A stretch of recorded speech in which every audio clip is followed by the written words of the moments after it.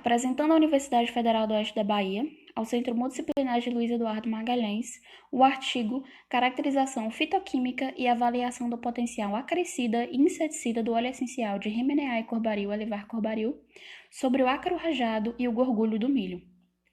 Então, o objetivo do artigo é fazer essa caracterização fitoquímica do óleo essencial da espécie e o seu potencial acaricida sobre o ácaro rajado e o gorgulho do milho. Eu sou Francisca Fernanda Bento de Oliveira Leite, orientada pelo professor Taides Tavares dos Santos, na disciplina de Biotecnologia de Fármacos, no curso de Engenharia de Biotecnologia. A Rimeneai corbaril, Alivar corbaril, é mais conhecida como jatobá ou jatobá do cerrado. Na figura 1 a gente pode ver um exemplar da espécie já em tamanho adulto. É uma fonte de compostos bioativos e rico em terpenoides, o óleo essencial, e alcaloides. Na medicina popular, é usado em diversas aplicações, como no tratamento de enfermidades, nos tratos respiratórios e gástricos, cicatrizante, anti-inflamatório, antirreumático e uricosório, entre outros. Apresenta atividade antifúngica, antimicrobiana, antioxidante, larvicida e moluscocida.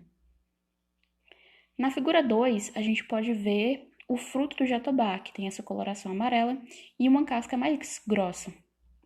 Na figura 3, temos uma muda do pé de jatobá, e na figura 4, as folhas, que é o material de estudo do artigo.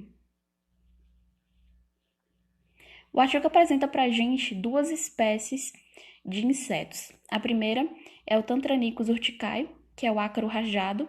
Ele vai se alimentar da seiva da planta, causando manchas cloróticas e a morte foliar. Ele vai prejudicar a atividade fotossintética das folhas.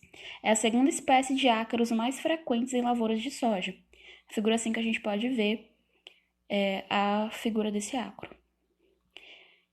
O artigo também apresenta para a gente o Cytophilus eemais, que é o gorgulho do milho. Ele ataca quebrando o revestimento duro dos grãos, pondo seus ovos no interior do grão, e as larvas vão se alimentar desses grãos. Ele também é capaz de se alimentar de outros produtos, como pêssego, maçã, uva, marmelo e ameixa, além de produtos processados, como macarrão e biscoitos. Então, a gente pode perceber que a grande importância econômica que essas duas espécies têm, porque eles vão atacar essa produção de grãos, tanto na lavoura quanto na estocagem. Os materiais e métodos começam com a coleta do material botânico. As folhas de jatobá, elas foram coletadas no Parque Nacional do Catimbau, lá em Pernambuco. Uma coisa que o artigo não traz para a gente, eu senti um pouco de falta, é da importância que o jatobá tem para a manutenção do bioma em que ele está inserido. E principalmente a importância que ele tem para a população, principalmente a população indígena, ribeirinha e quilombola, que faz um uso frequente do jatobá. Bom, as folhas foram armazenadas em sacos plásticos e mantidas sob refrigeração até o momento da extração do óleo essencial, e um exemplar foi identificado e tombado pelo herbário do Instituto Agronômico de Pernambuco, o IPA.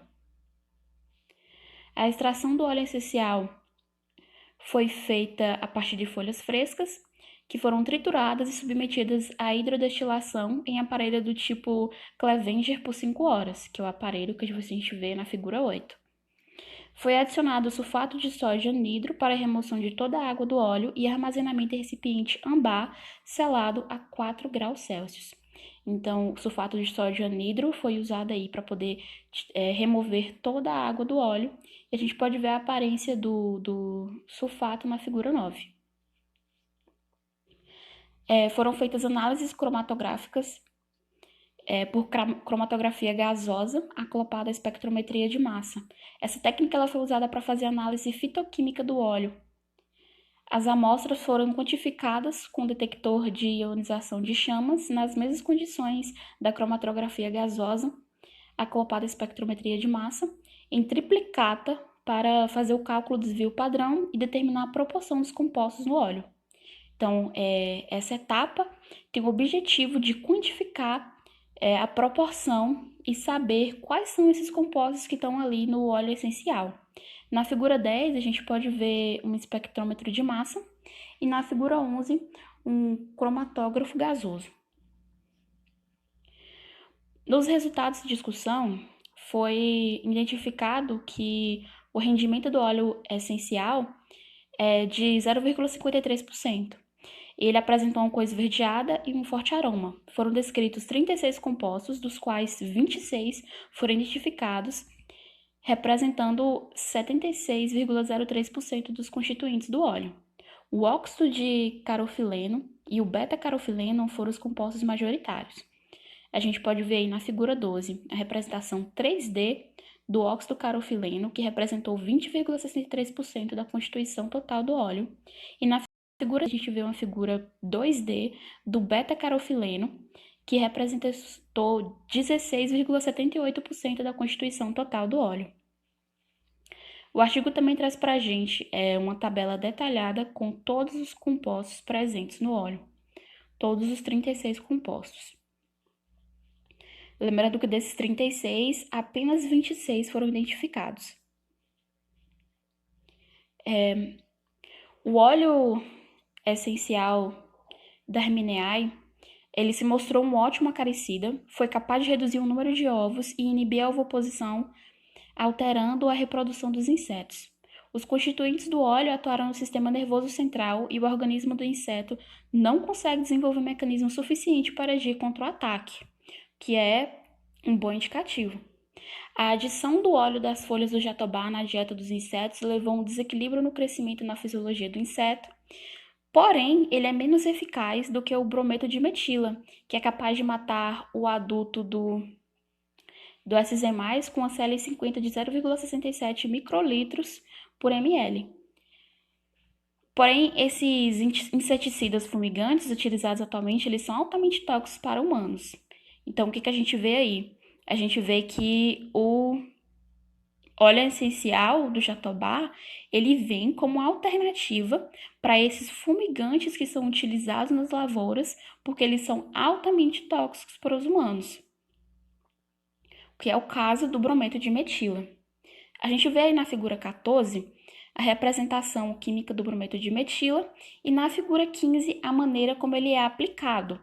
Então, você vê que ele é aplicado dessa forma, que é um grande meio para acabar ocasionando na intoxicação de humanos.